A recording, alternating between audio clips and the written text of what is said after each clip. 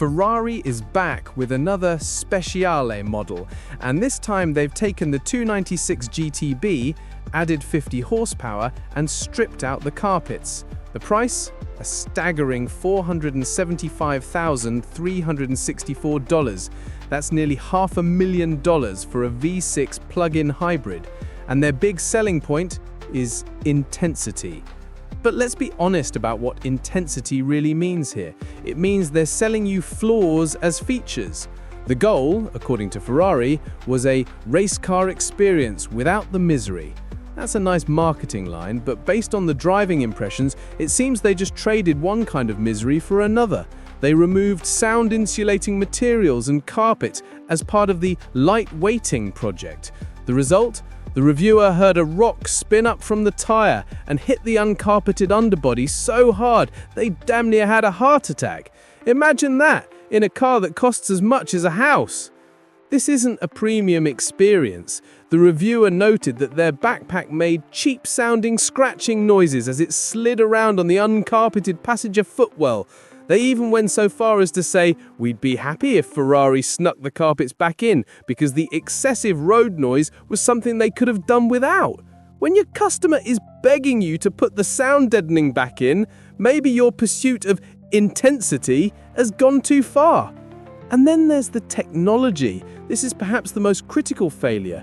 The 296 platform has no center screen, which is a stylistic choice, but the function is baffling.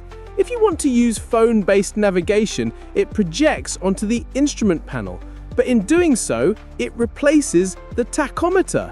Let me repeat that. On a $500,000, 868 horsepower Ferrari, a car built entirely around the driving experience, you have to choose between knowing where you're going and knowing your engine's RPMs. That is an absurd, indefensible design flaw. They give you warning lights on the steering wheel, but that's a patch, not a solution.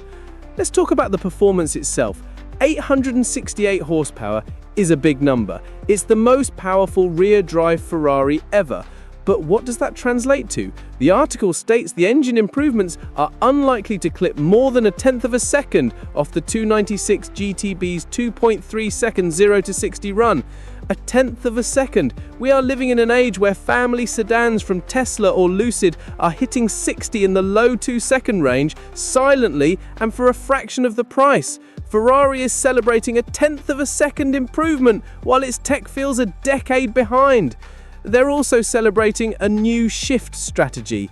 When you upshift, the hybrid system delivers a solid kick, which they compare to an old GM transmission with a shift kit.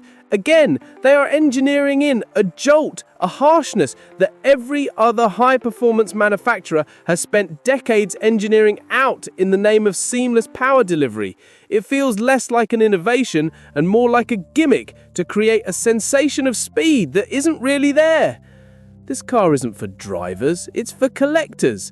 The article admits it. The 296 Speciale is designed expressly to give customers something unique and collectible.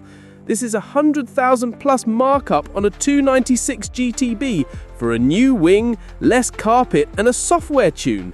They even include a 4-point racing harness, which the reviewer correctly identifies as silly overkill for a street car.